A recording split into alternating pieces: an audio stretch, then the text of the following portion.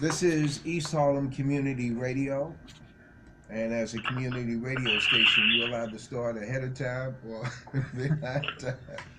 Our usual time is 1 o'clock in the afternoon on Eastern Standard Time. However, um, we're starting right now.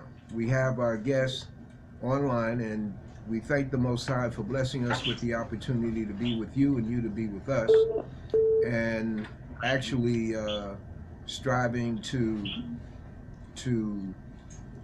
get information to our people and to anyone else who tunes in. This program does not reflect the views, attitudes, whims, deeds, or any other proclivities of the management of the community center, nor that of the administration of this housing complex. However, the program does reflect the research done by the participants in the program who are live in living color in studio, by phone, and we have our guest online today. And I'm Brother Leroy, co-host, along with Shirley, Stroud. Esther, Hyatt. Still Reed. I'm sorry. Go ahead, Go ahead. Esther. How are you today? And still Reed. Good afternoon. and we're going to jump right in because we going to try to get as much information in as possible. I'll start it off. Here's situations that we tend to overlook, but is very present among family members, friends, and associates, and the people listening in, and that is folks who are undergoing dental work and they can't eat solid food, and it might be for several weeks. What kind of regimen would you recommend as a medical person to a person in that kind of situation? Well, my first suggestion would be if they know they cannot have solid food and they have any kind of medical condition, they should definitely discuss nutritional needs with a nutritionist if it's available. But if they're just doing it and they have to have some insight, I said the first bet is to buy any of the nutritional drinks, like Boost or Glucerna or Atkins Diet or instant breakfast. The reason this would be a good idea, and you can order some of the powdered drinks. I know there's a number of supportive nutrition where you can just mix with water without a blender.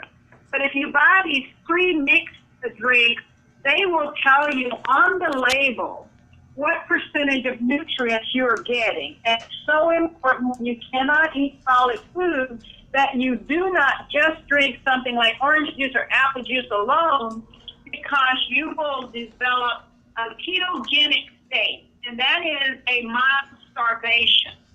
And what happens during ketogenic is your body will start breaking down fat, and if this persists more than 7 days, the body will start breaking down muscle tissue. So if you know that you cannot consume solid food, I'd recommend you have friends say, "What can I do for you?" You tell them, swing by the market and bring me some Boost, 6 cans of instant breakfast, or get me so many cans of the Atkins protein drink.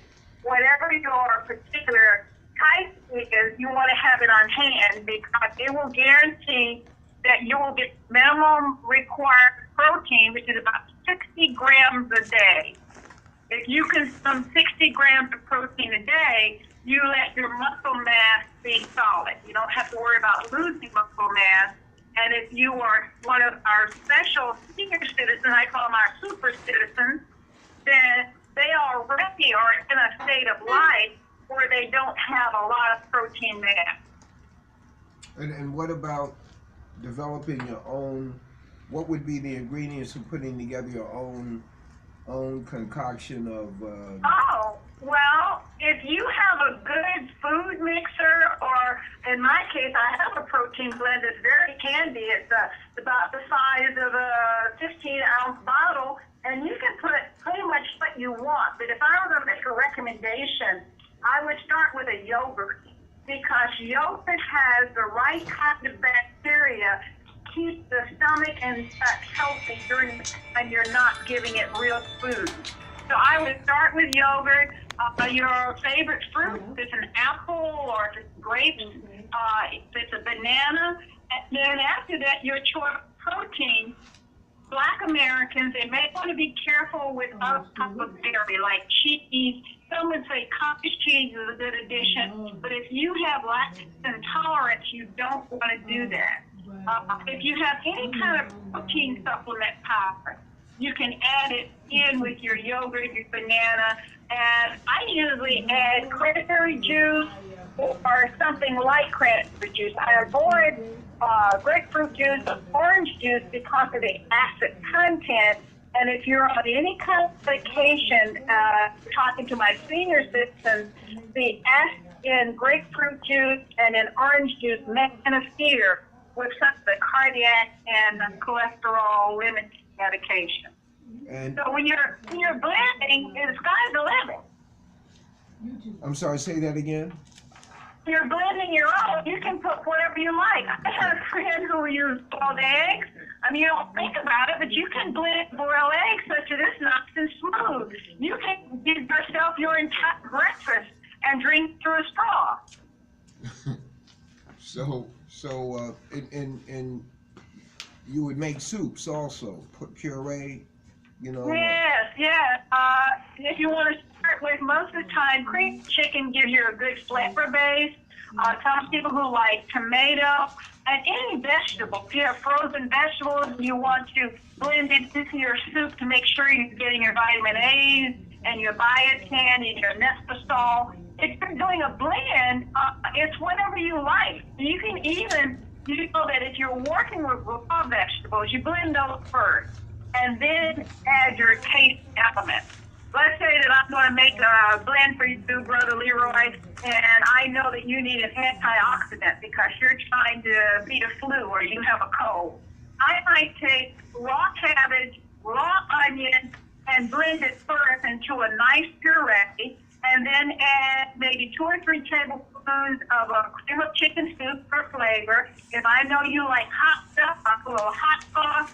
If I know you like other kind of savory taste, I may add, Worcestershire sauce or wasabi. And when I finish, you would have something of the consistency of cream of broccoli soup. And you can enjoy it, not have to chew if you can't chew, but I would have given you all the nutrients that would help you beat a cold because onion is a good immune booster, cabbage is an antioxidant. So if you're going to use blending, you can decide. Sky's the limit. Whatever you like can be blended into a soup-like consistency. Okay. And All right. some blenders will heat up. You can have it served hot. Right. Okay. All right. We're moving around the table. Questions on the part of the wisdom table.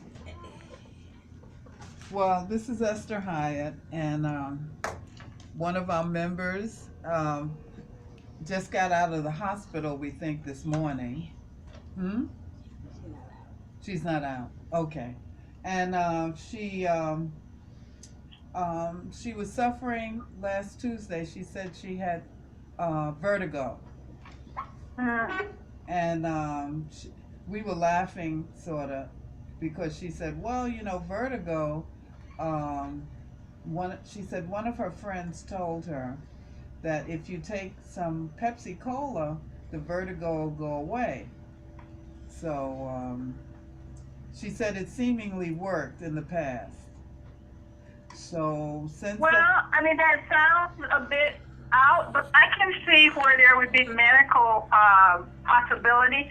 Vertigo can be caused from different things. This is simply a matter of imbalance. The inside of your inner ear on either side of our head, we have some very sophisticated equipment that allows us to hear. And among the very fancy equipment are some tiny little bones. And if you get water in your ear, if you, for instance, scuba diving, you go down too fast and you get a bubble in that chamber, or if you have sinus infections and you have pressure buildup because something gets plugged, like your station tube, the balance wheel, if you like, gets tilted. And when that happens, we feel like we're on a merry-go-round. Some people, if you see them walk, they'll walk with their head one-sided, and they may walk in circles. Some people get extremely nauseated, and they will throw up. Others can't lay down. They say it's like the bed is moving. Is it due simply to a change of pressure?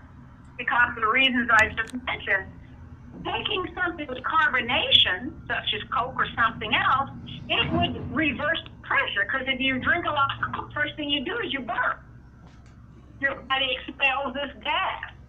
So potentially, if you took something highly carbonated, and the problem was some kind of pressure imbalance in the ear, I can see potentially it working. I don't know if I would recommend it as a solution, but if you are discomfort and nothing else is working, sure, it's worth a try. Mm-hmm. Now, if the vertigo is because you have an infection, now an infection creates blocked areas that can cause you to have the same kind of vertigo, and that's when you need antibiotic treatment, and in some cases they may even have to drain a sinus to reduce the infection load or the pressure. But if pressure is simply because you have some kind of bubble or air imbalance in that chamber, I can see a carbonated drink being helpful. Okay. Well, that's what she said last Tuesday. This, So as long as it's not an infection, that's not far-fetched. I know what they used to tell us is clip your nose and blow as hard as you can and you hear your ears pop. That was the expression.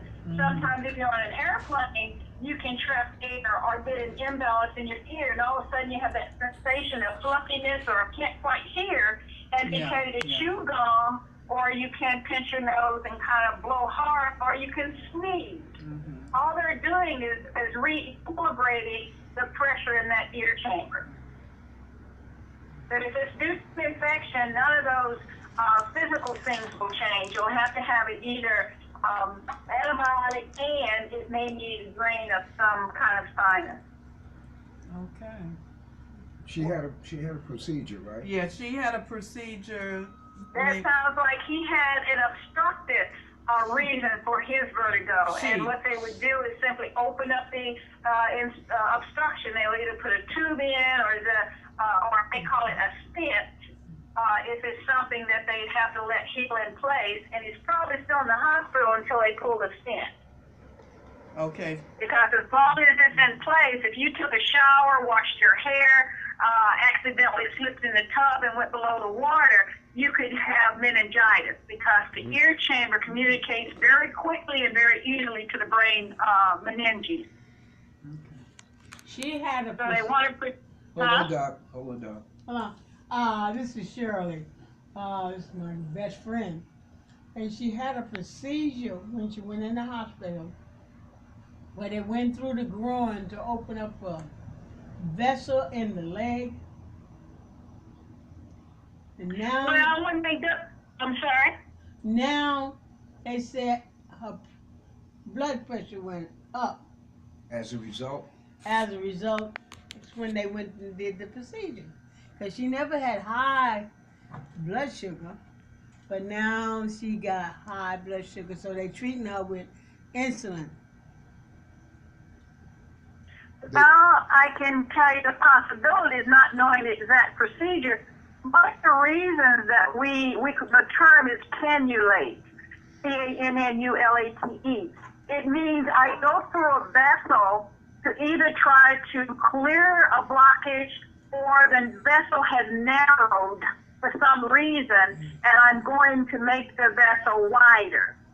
So if they went into her leg and it was because they needed to widen the vessel or clear a clot, they can affect how the blood pushes through an area. And any time flow is restricted, it increases pressure. So theoretically, from what you're telling me, if she had a blocked vessel and they went through and opened it up, the good news is she now has blood flow, let's say, to her foot or to her ankle or to her toes. But by opening that vessel, if it's still very rigid, the force the heart has to put against it to flow through that vessel can cause an increase in blood pressure. So she got a plus element. She may have saved having an amputation, or she may have had less pain in her lower limb because they opened the vessel, but her pressure may have been increased because the work it takes to get the blood through that vessel increased her heart force. So she could have, as a result, So that procedure increased pressure. Question. I have a question here at the table. It increased the blood pressure or the blood Well, sugar? let me give you an example. Let me make it simple. Let's say that you have a straw and you want to drink a very thick milkshake. Consider how hard you have to pull to make that milkshake come up through that straw. So you work harder to move that milkshake up the straw. Well, when the person had a vessel that was clogged, the foot or leg or whatever that was below that vessel was not getting any blood flow, you're at risk of it dying. So if I go in there and open that vessel up, but this vessel is very narrow now, it's not the normal size, but it's improved because I opened it. It's going to take more pressure to push the blood through that narrow vessel than it would if it were either closed or normal size. Hold on a second, Doc. Did her blood sugar Yes. increase? Increase and the pressure went up. The blood pressure and the blood sugar went up, and now they're giving her insulin, which she never had before. Well, I'd have to know the reason that they had to do the what we call lower limb cannulation.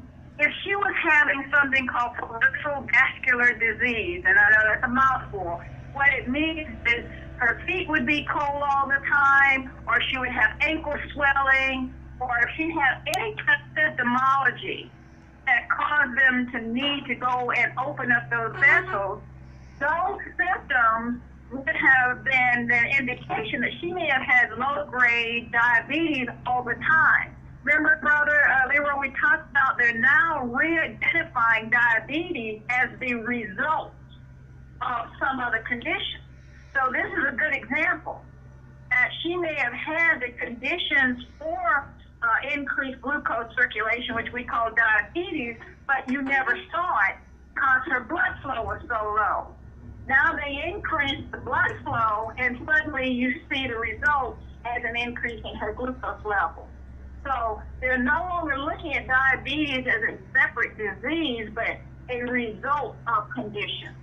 And this is a very good example. She didn't show diabetes until they did some work, and now it shows up. And unfortunately, people will look at it as a cause and effect. But the reality is, all the conditions of diabetes were present. It simply didn't show up as a measure of increased sugar. And the only thing I heard you say, she was always complaining about cold feet. Yes, ma'am. That's peripheral vascular disease. And the reason we have it, one of the reasons is diabetes. So she probably had what we call non-clinical level diabetes, which was causing the original problem. And when they fixed that problem, then it showed up because it manifests in a new way. Oh, I guess. Okay. What about the vertigo as it relates to all that you just said? But she said her doctor Well, like said, I said, vertigo can be caused. In some cases, people who have migraines can have vertigo, and that's a blood flow problem. People who have any kind of congestion, sometimes it's due to a cold, sometimes we have smokers who have COPD, and if they cough real hard, after they finish coughing, they'll have vertigo. So anything that affects the pressure in the inner ear will be realized as vertigo. And when we talk about severity, you can have it on just one side or you can have it on both sides. So it can be caused by blood flow problems. It can be caused by pressure, like when you're in an airplane or if you go deep sea diving. It can be caused by sinus infection. So it's a lot. If you're looking at pediatrics, we had a child that after Mardi Gras put a bead up his nose. And this bead went up high enough that it blocked off drainage. So the child would walk with his head to one side, never complained. And so the mother finally brought him in and we were evaluating him, and I discovered this child had this bead up his nose for 4 months. Ooh. So he had blocked off the pressure to the inner ear by way of a bead. So different things can cause vertigo. Okay, there's we're jumping around.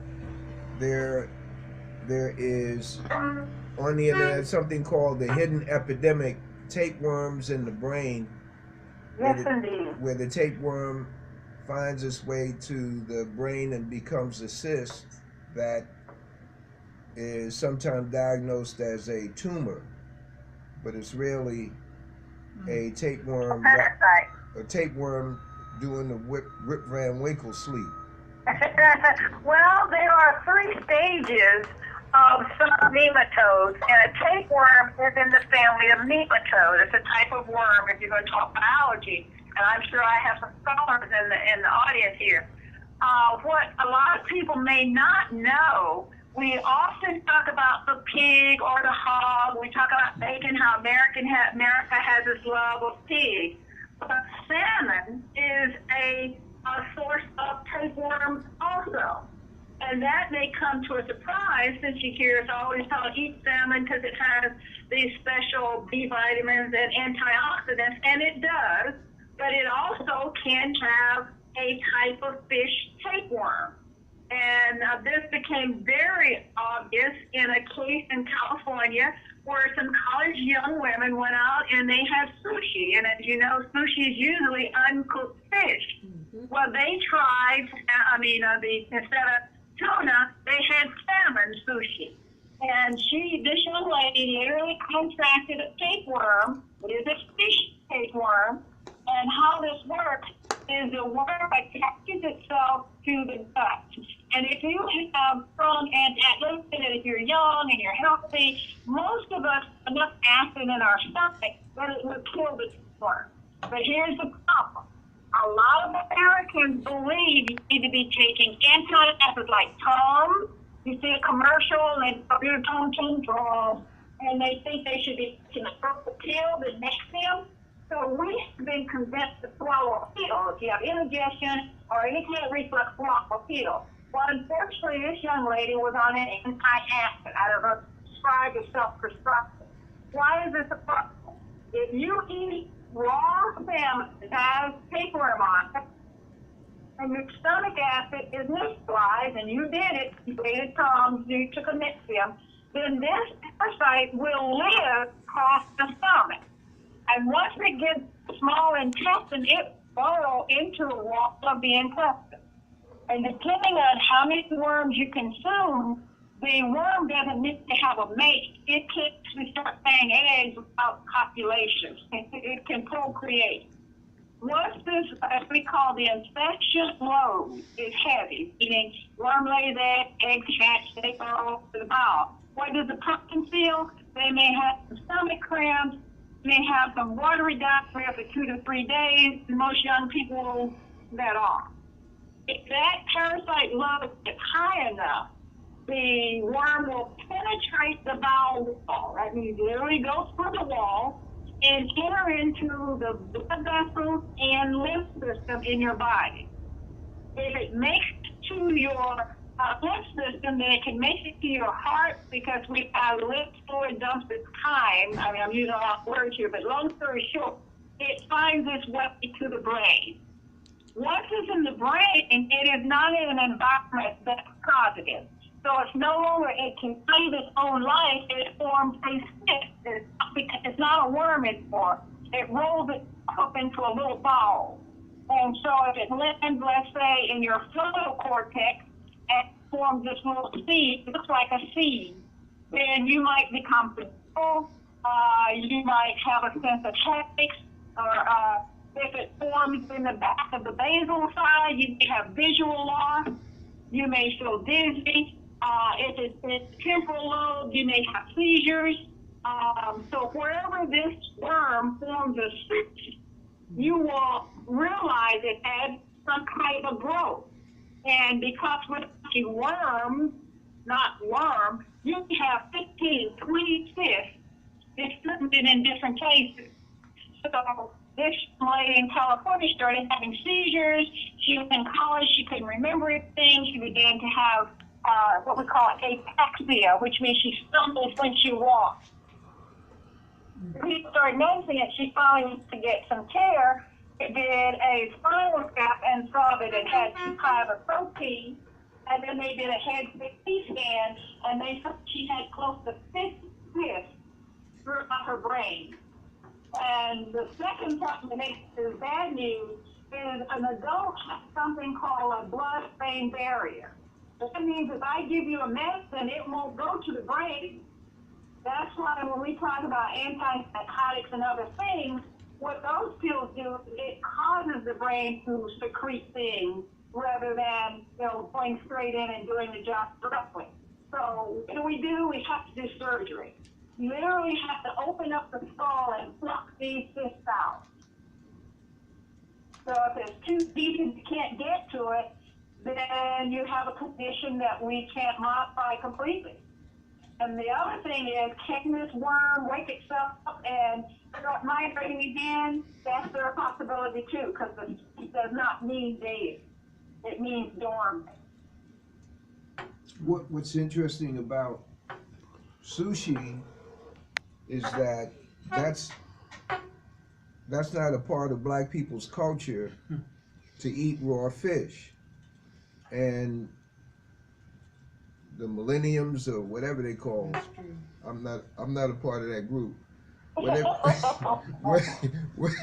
I mean, they love themselves some sushi, but I'm sorry. I think yes, indeed. I'm echoing the coastal advice.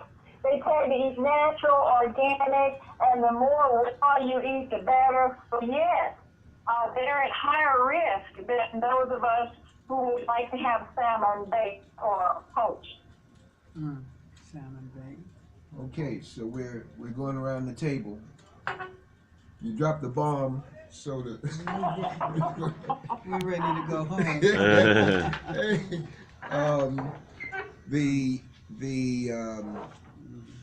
The conditioning Well, of I mentioned salmon. Let me. Another source for tapeworm cysts in the brain is raw sausage. This may also be a surprise. Some of you may know there are, especially I've seen iron workers, and I've seen some black dudes do it too.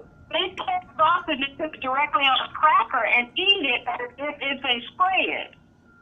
Oh. Especially a Jimmy Dean hot sausage. It has a very spicy taste, and they take it and spread it on a saltine cracker and eat it, and they're eating a sardine.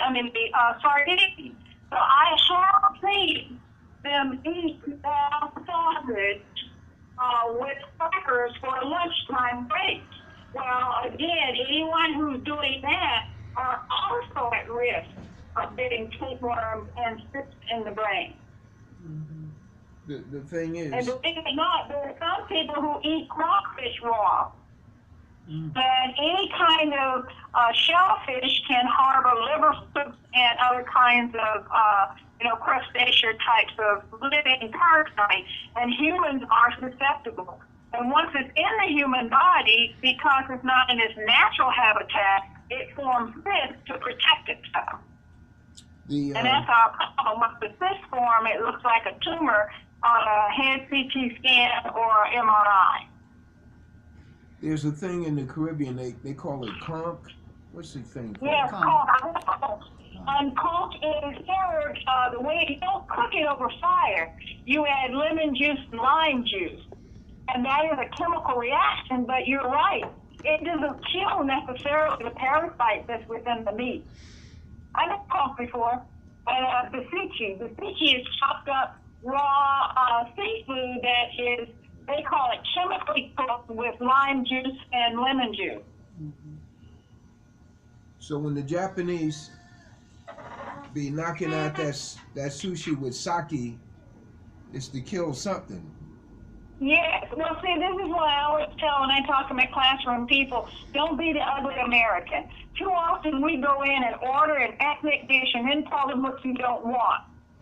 If you go to Mexico and they serve you a bean burrito and they have cilantro in there, don't tell them I don't want cilantro, because cilantro reduces gas.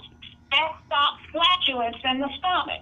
So we run around trying to eat what they eat and then modify it. The reason they put cilantro is they know that it will stop gas formation. Same thing with Chinese food. If you're eating sushi, they will give you the wasabi, which is a hot horseradish. Guess what? Wasabi will kill a tapeworm.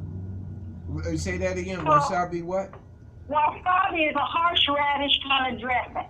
And if you eat in most authentic Asian foods, they will serve a condiment like kimchi, or they will serve pickled ginger, or they will serve wasabi horseradish. The reason they're serving those as side condiments, it has a meaning.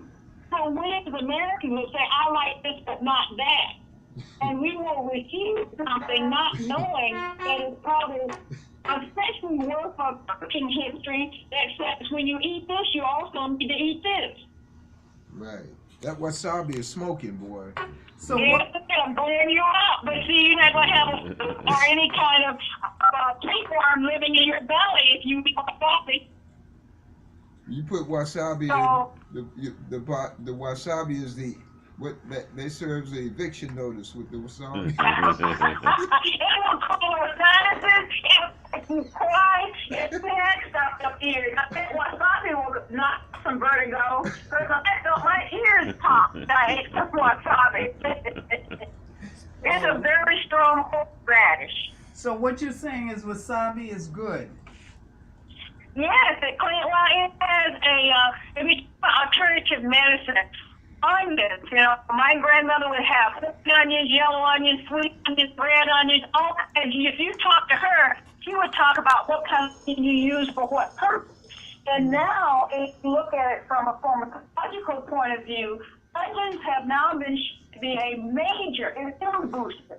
And if you ever had a scar, if you had that scar ointment, look on the label. It calls the essence of an onion. And I know grandmother used to rub a raw onion on a scar. She was treating something. So natural remedies, the goodness of it is always there. What pharmacists have done is they pull that essence out and in a tube and charge you $15 a tube. You can buy an onion and treat a scar, just like horseradish. Horseradish has been used for years on psoriasis. I said, what did you just say? A lot of children and people who have scaly skin and then using Vaseline and all kinds of horseradish paste will quiet psoriasis. So yeah, we have all kind of natural remedies that we, the Western culture, have abandoned because it's more convenient, or we're of a philosophy that just take a pill. Mm-hmm. They'll say, go the chill pill. I've even heard that expression. We're going to go do a Valium or a Figrium. They're going to go to a chill pill. Mm. But natural has always been there. And if you look at native medicine, or if you look at African medicine, it was always go to a garden. They would get a leaf or a root or a flower. And horseradish is a fruit. Mm. Mm.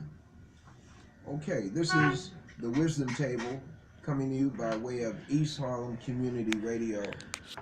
And we have a table of 4 participants today. The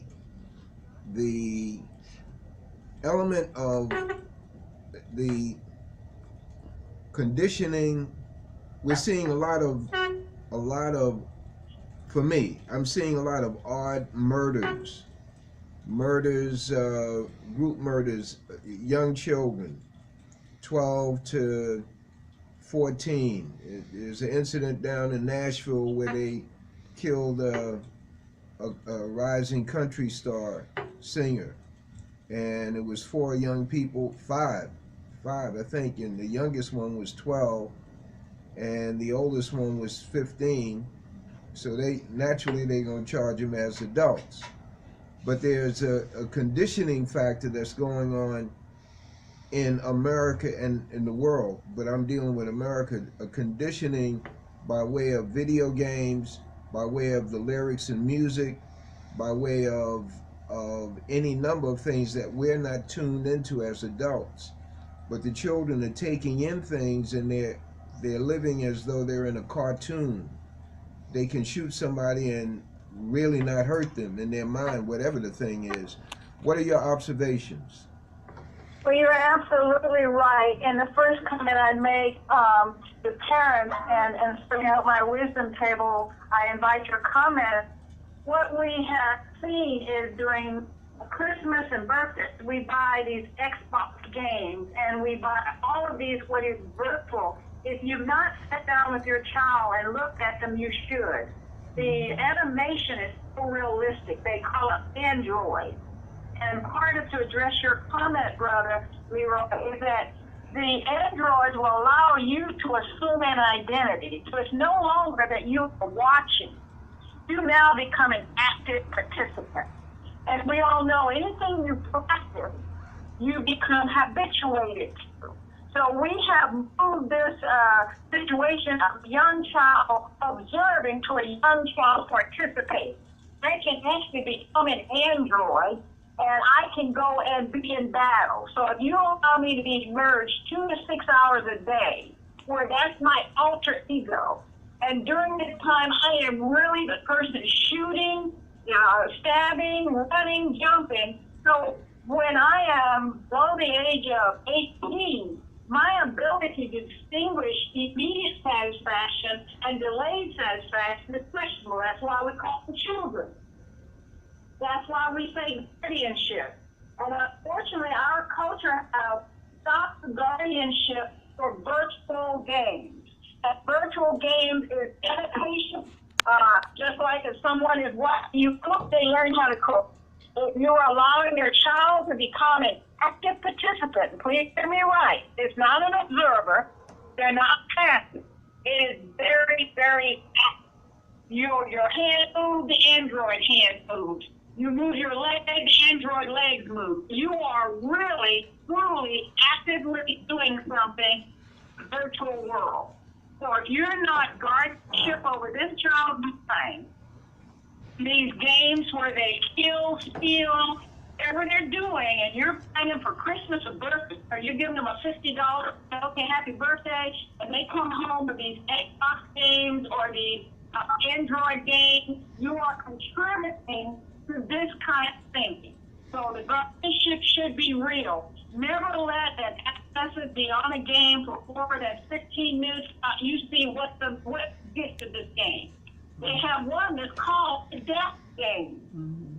And the whole, you get points for who to kill and who you get out of the game, so you get this mindset of getting rid of. And that's what this person is habituating to. When they come to real life, and they have an inability right now because their brain is not so mature to distinguish. If I look at you and say, you're in my way, Brother Leroy, I need you out of my way, then I'm going to go back to what I do in the virtual world. I have no problem walking up and slapping you or tripping you or hitting you, because that's what I do 3 hours out of my day in the virtual world. And a parent is shocked. Well, the child's mind is patterned, and they should never show violence. Yes, they show violence 3 hours a day. You just don't guard him from that. So please don't let Xbox and Android, you say, oh, I'm not computer literate, then don't let your child feed you because you are abdicating your authority. And they are habituating on something you may not even have a clue. Mm-hmm. Yeah. We have a case here in New York where this 17-year-old girl convinced this boy, I think he was 18, to stay in the car and keep smelling the carbon monoxide. Yes. And when he got out of the car, because he was hurting, she convinced him to go back in the car, even though he was crying and, actually suffering from the result of this gas. But well, there is an Android game that has what's called the dominatrix. And as the word implies, it teaches me how to control others. It is called dominatrix. Yeah. So if I watch that game and they're showing me how you use cajoling, how you use embarrassment, how you can entice, and if I now go into the real world, I am practicing what I've been taught. And that's why I keep replying.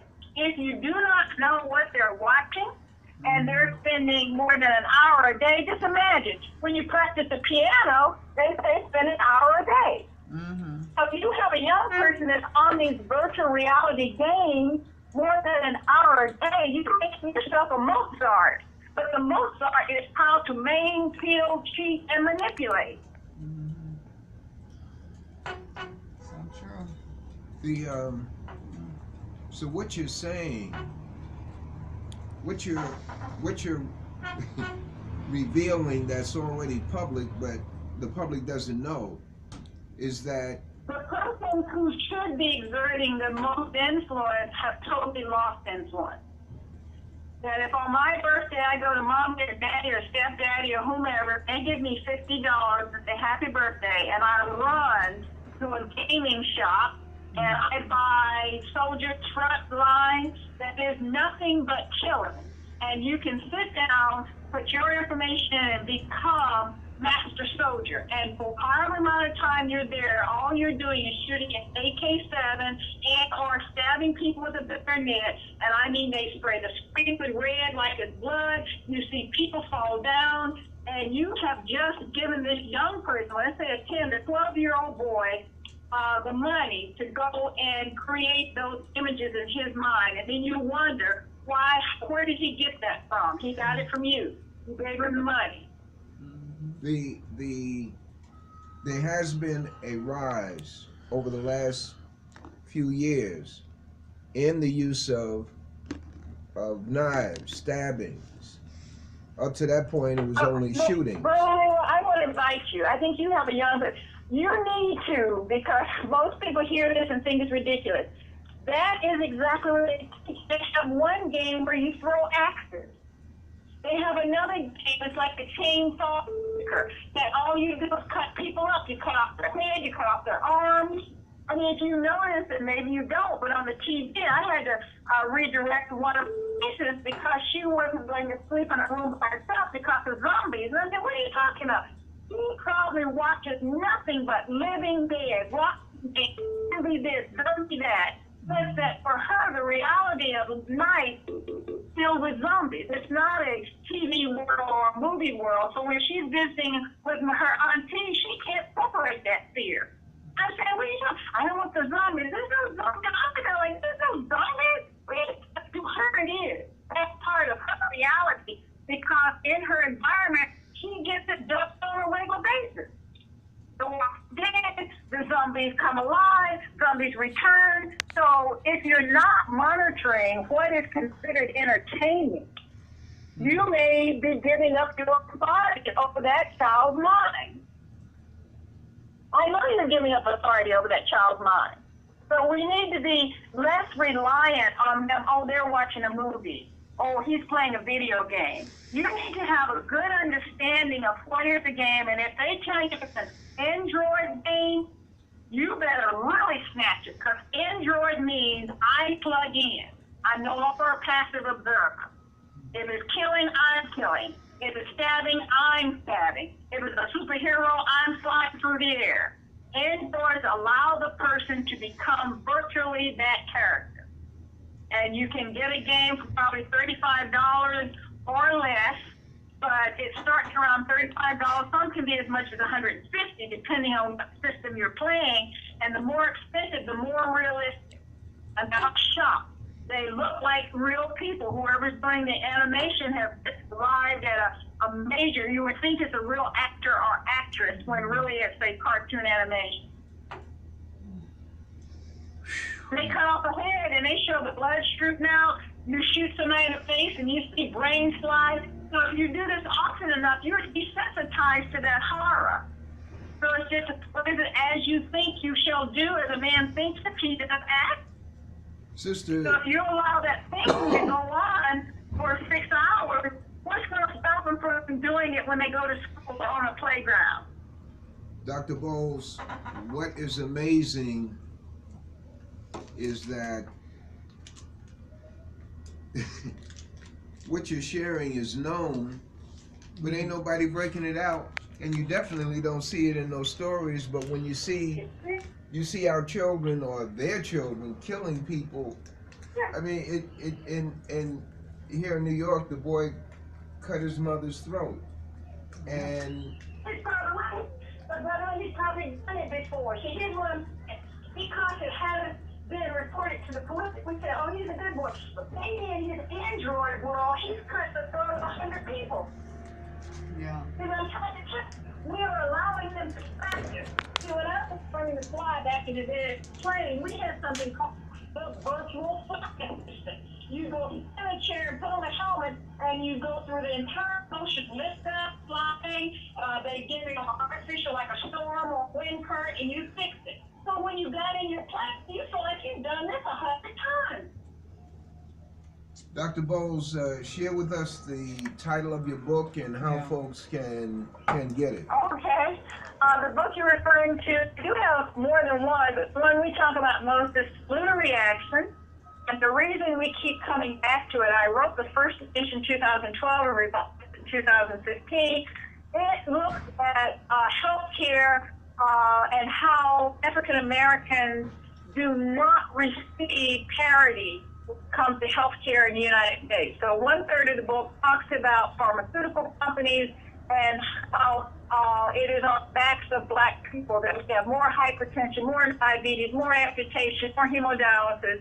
And there's a section that talks about how we can eat better and what we can do to fix some of the problems. And I highlight the black farmers' plight and how if we want to grow our own crops, what we can do for that. And then thirdly, I let you know some of the aggression that has been against us, like I call it the system experiment, others Tuskegee, but they just used Tuskegee as a location to get black people to come. But it was a study white people conducted for 41 years to see the effects of syphilis on a human body, and it went through the generations of black. And what makes it so egregious, we had the fever in 1941, but they didn't stop this observation to 1972. So 32 years they had the medicine to cure people, but they paid local doctors not to get penicillin to the black people in that area. And This that was for CDC and for PHS, your public health service in the United States. yeah. Documented. And that was our government. I missed Yes, ma'am. you just mentioned it. Yes. The CDC. The first story was written by a black man in Washington, D.C., and he got fired. And then the story resurfaced in the New York Times in 1972, but a lot of the information they published came from the original writer, who was a black man at Howard University. Say that again about the first The one. original story came out in a local newspaper from a writer who was black male at Howard University, and he was fired. I think it was called The Drummer, was the name of the paper. And then something like 6 years later, New York Times picked up the story using a lot of the information that was published in the drama. And when New York Times picked it up, that's when CDC told the Public Health Service, we got to get out of this. So Public Health Service inherited the project and continued it until 1972. Wow. So when people say to black folks, oh, you need to go join the clinical trial, and they ask me, Dr. Boles, will you talk to them? I said, no. You have a very ugly history here in the United States. I do not encourage any black person to enter a clinical trial because I don't trust you. I said, you might tell me something and I recruit somebody and you can use them to publish a paper. I said, I'm sorry, I have no confidence in the Public Health Service, and I'm sorry, CDC, I have been employed by you, and I wouldn't recommend black people to go into your trial. I said, I would have to have some oversight. You'd have to let me know what's going on before I would risk my people and encourage them to come to you.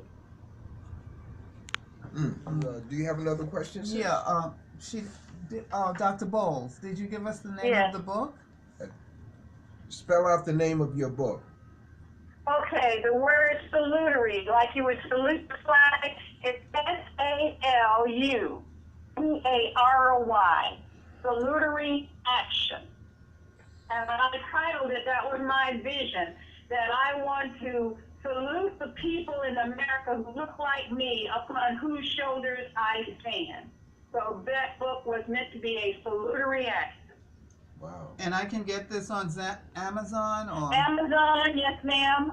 If you Google it, or you can. Well, I thought you don't have my card, but I have it on my website. But yes, Amazon is the distributor. I classify your book along with as being in the same category as Medical Apartheid and Yes. book by two brothers, Whitaker and Fleming, called Medicine. Medicine. I understand. I got it.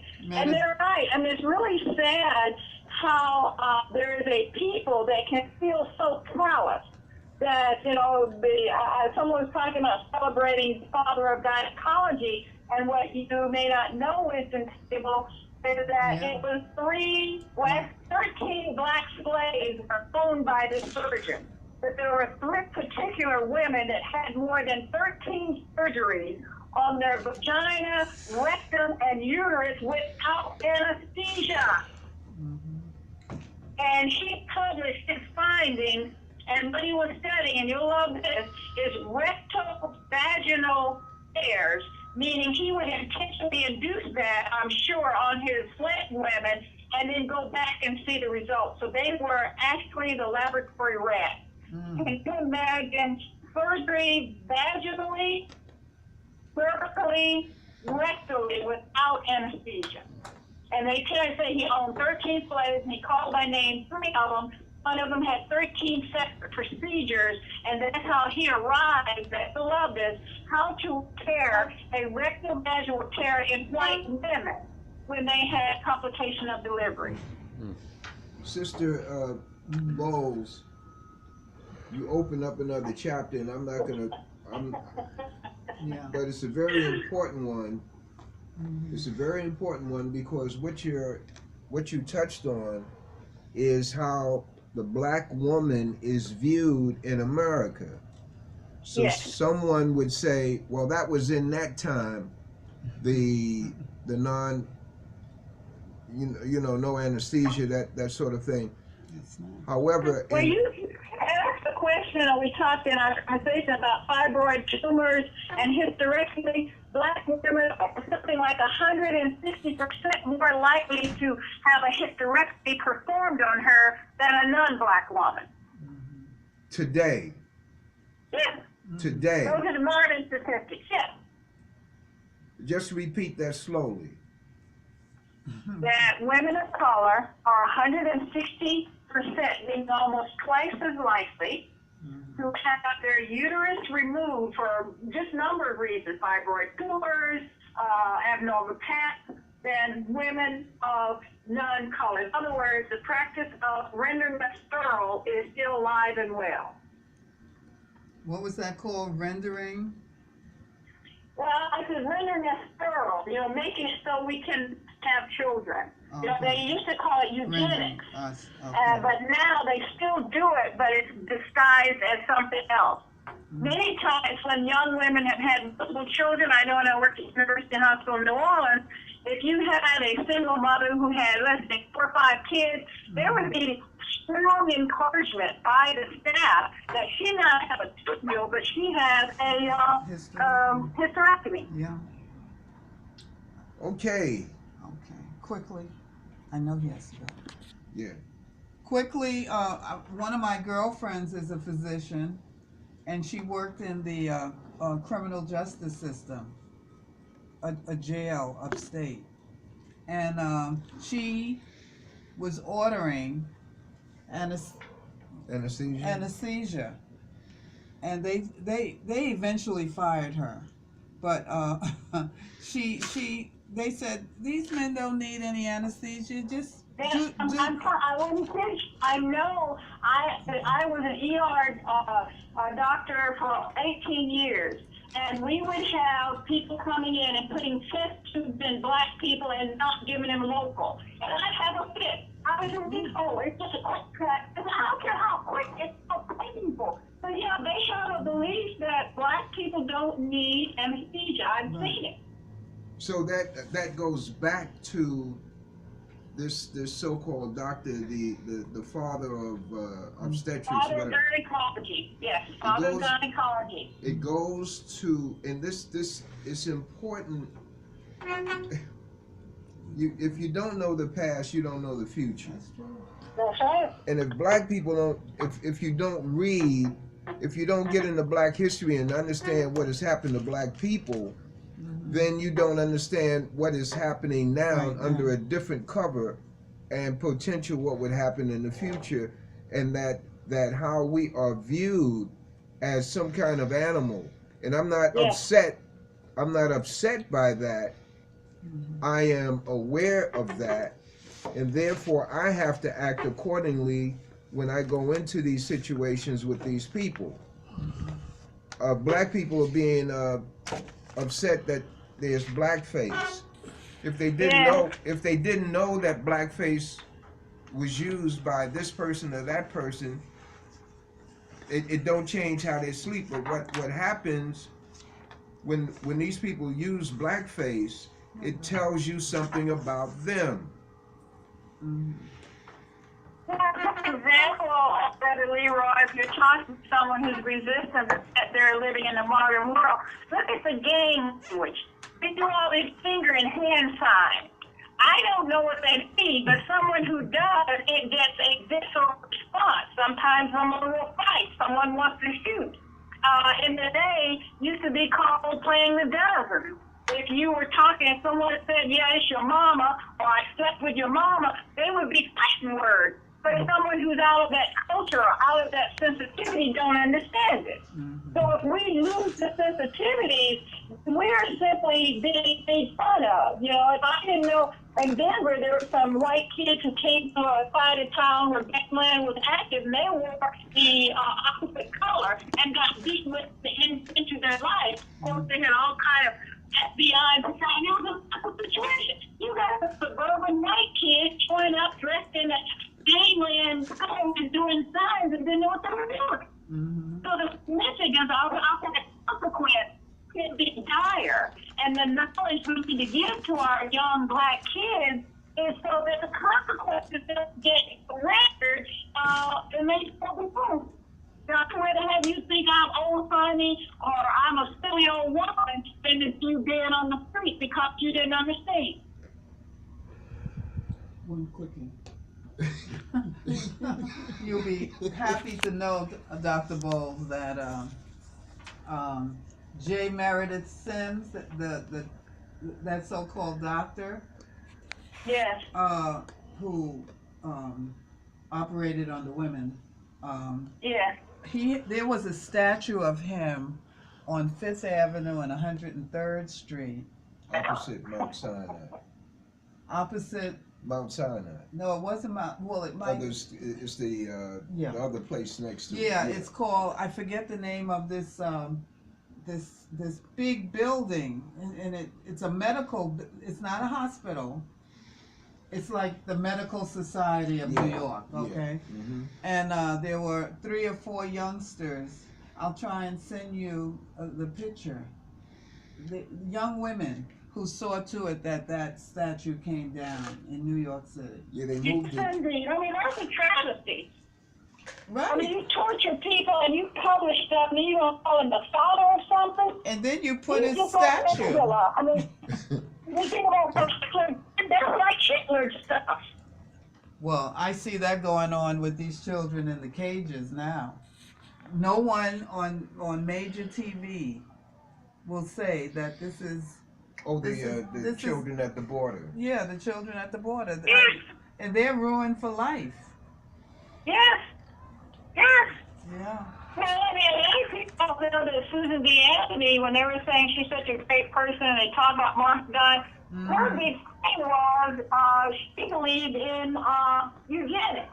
She was the strongest proponent for sterilizing unwed mothers, and particularly women of color. Oh, yeah. Now Stacey Abrams, down your way, sort of, Yeah. the Atlanta lady who, Georgia. Georgia. For governor. She never, in her response to the Republicans, never mentioned anything about these children in cages. Yes, indeed. Not one word. I mean, that was, she didn't have to prepare. The sad thing is sometimes our politicians want to play safe. And they'll avoid a hotbed. These are their language, buzzwords. Avoid a hotbed. You don't have to touch on it. If it gets brought up, here's what you say, but don't you bring it up. So they get coaching on that. And it's really sad because truth, justice should be justice.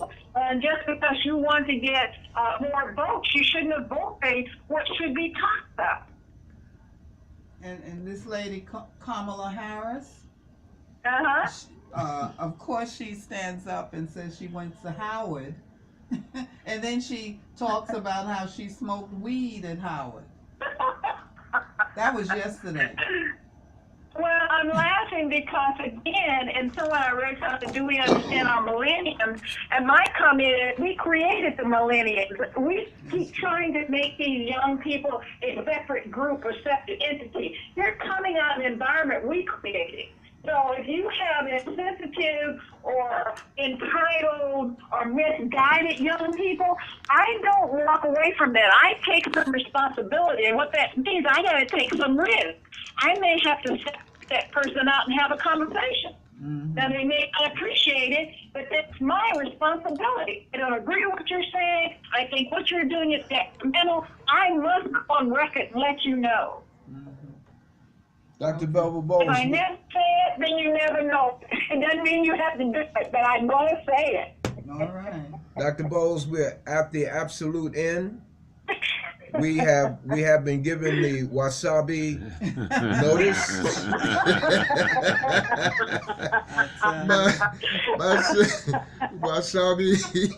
Wasabi say get up out of here. And so listen, thank you very much for your black time. And Yes, indeed. we look forward to. I enjoy it. I'm going to order that book.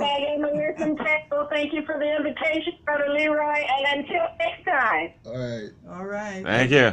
Hopefully soon. I All hope we- right, bye-bye now. Okay. Bye-bye.